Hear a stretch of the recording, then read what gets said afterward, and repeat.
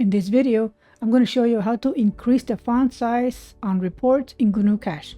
This video was requested by one of my viewers, so this video is for you. Thank you for the question. Now here I'm going to open GnuCash, and this is in Windows 11. As for the version of GnuCash, this is version 5.0, just in case. Okay, so if you want to increase the font size on reports, let's click on reports and create a report here. Let's do something like let's do this one here, a quick report, account summary. And this is again an example on what we're going to do here. So let's say I'm going to increase the font size.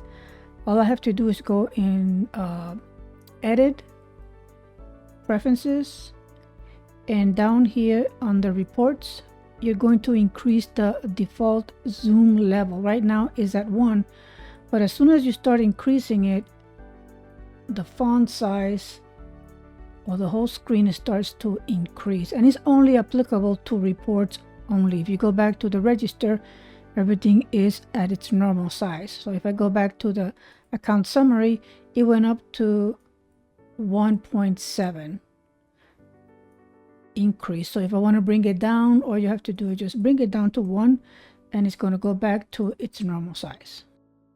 So this is how you increase the font size in GnuCash.